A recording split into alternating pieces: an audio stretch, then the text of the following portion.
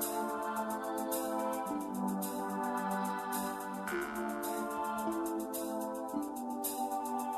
morning. Today we're with Dennis and we're about to do his urban village tour. Hello. Hello. So, where are we going? So we are going to the most historic neighborhood in the city, but it's actually a place that not many local Almatians have actually seen before. It's called Malaya Stanitsya. And because it's not the easiest place to go to, we can't walk there, we have to take a bus. So right now we're going to the bus stop to catch our bus 65 out to the village. Okay. Sounds great. Excited.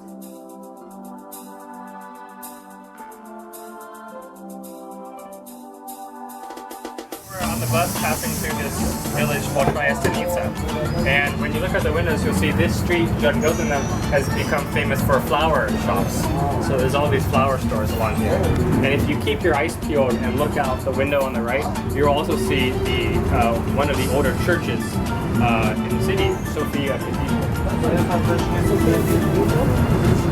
But it goes by very quickly.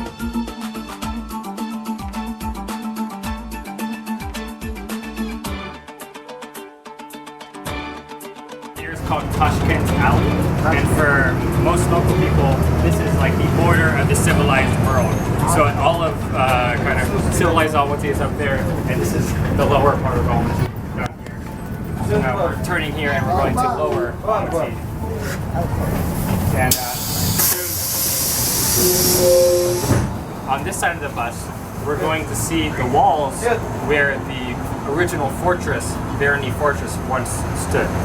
There are no original fortress, no original walls, everything is new.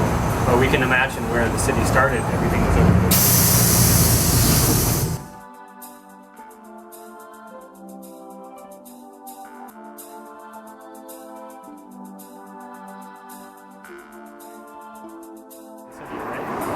So, smaller homes. Private property. One thing you notice is these yellow pipes running everywhere. These are gas lines that are bringing gas into the homes. A lot of the homes out here, they used to be... Church? Do you hear that? Yeah, that's from the church. So that's where we're going right now, is to this church of Our Lady of Kazan. It's the oldest church in Almaty. So if they're ringing the bells, it may mean they're having some kind of service right now. So maybe we can see something. Awesome. Are we allowed to go in? Yeah, of course. The only rule is that ladies should cover their heads. No problem. So, We got a scarf. Oh, you have scarves. So this is Our Lady of Kazan Cathedral. This is actually the oldest building in Almaty. The oldest building. 70. Ah. Yeah, now there's not a lot of old buildings in Almaty from before the Soviet Union because there were big earthquakes. There were two big earthquakes. Oh, earthquake. Yeah, and almost the city was just poof, flattened. So there's only a couple dozen major buildings like this from that period. And so this church was built at the center of the village of Malaya Stanitsya. And it's a really important village for people. It's a really important church for local people because it was the first church to reopen during the Soviet Union. So you know, in the Soviet Union, they were not very permissive of religion. And in the early years, after 1918, they closed most of these churches. In 1941, they needed to recruit more soldiers to the army to fight in the war. So they loosened restrictions on religion. And this was the first church to open that in 1941. So the name of the church, Our Lady of Kazan, comes from this famous icon. It's called Our Lady of Kazan. It's the Mother Mary and baby Jesus. And this was an icon that was created in Byzantium and was brought to the city of Kazan in Russia. This is so in kind of central Russia. And it was a very sacred icon, but it was lost when the Mongols came to Russia and they destroyed the city of Kazan.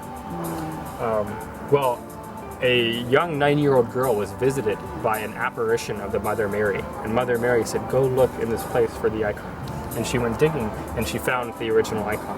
So it became kind of this miracle that was a symbol of hope and rebirth and strength of the Russian people. So this Our Lady of Kazan icon became kind of the namesake for hundreds of churches throughout the Russian Empire. And so you see this icon here, you see it over the door of the church. Это наш жесткий сюда. Здравствуйте. Здравствуйте.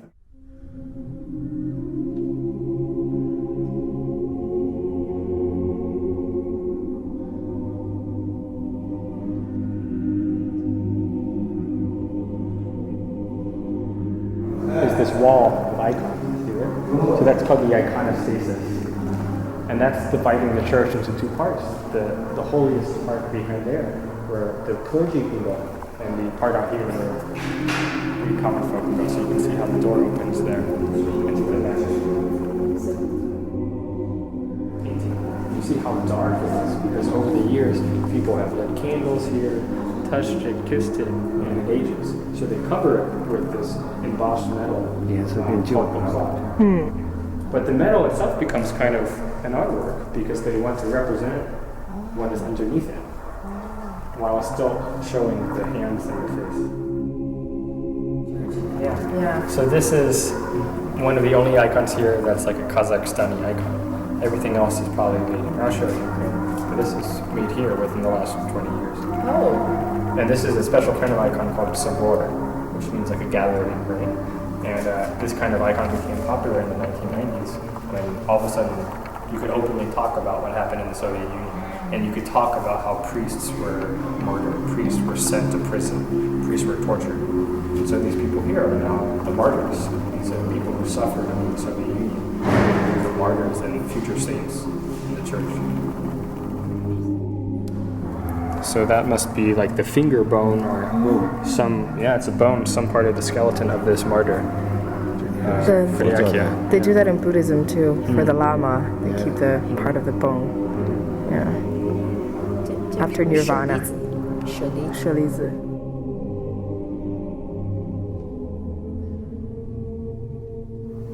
And so just with icons of the Mother Mary and baby Jesus, there are like hundreds of different styles. Yeah. A normal Christian cross, right? Where normally you just have two. This is supposed to be more historically accurate representation of the crucifix. On the top bar, Jesus Christ, King of the Jews. The second bar is where his arms were nailed. The second bar is where his feet were nailed. At the bottom, sometimes you see this kind of crescent of the Christian Russians conquering the Muslim Tatars. They put the cross on top of the crescent, which is the symbol of Islam. Привет. Salam.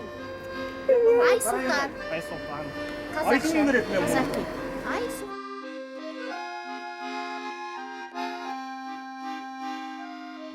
So how do you know this is a Cossack home then? Because I've learned about the different styles of architecture, okay. and so you can you know because it has this very high foundation, and below there's actually a cellar. Oh, I see. Where people will keep their stuff, Important stuff. pickled vegetables and roots and their apples for the winter. So it's kind of a root cellar down there below. And Cossack homes often also have these kind of carved wooden frames, wooden window frames called nalishniki. What is this, Dennis? You tell me. So this is wild cannabis, Cannabis rudialis. This is the wild weed form of marijuana, but you could smoke this whole bush and nothing is going to happen. There's no chemicals in this, so it's just a weed, and people just let it grow. You can eat it if you want. So some people even call it podzaborka, which means under the gate weed, because it just grows under your gate and people don't really pay it any mind because it's everywhere around the tube. Yeah, dogs are everywhere.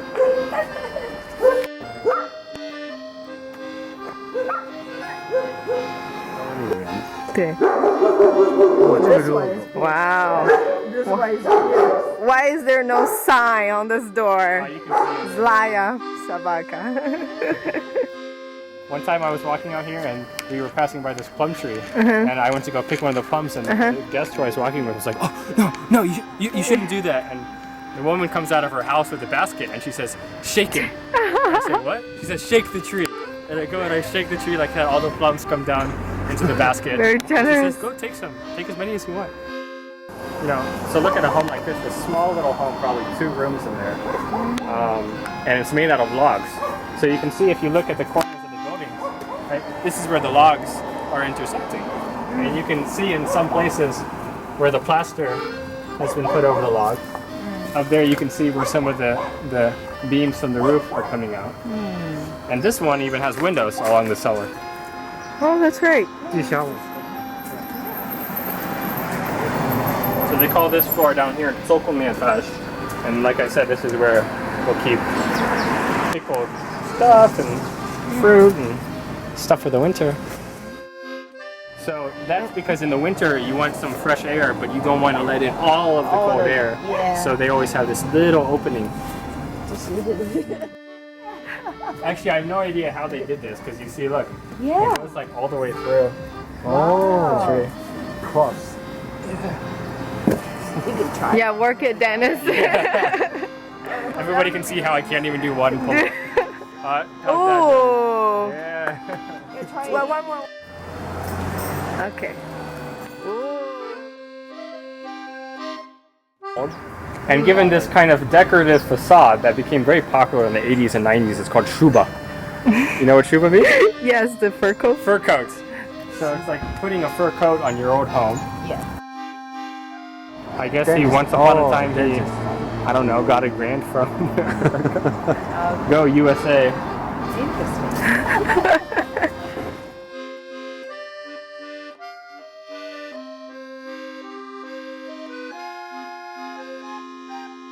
This is our bus stop to go back to town. But just beyond here, there's a little bakery, newspaper bakery. We can see how they're making some bread.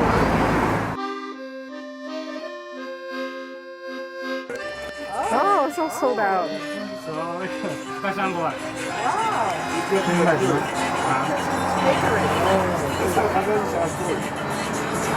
So this is the clay oven called tandir.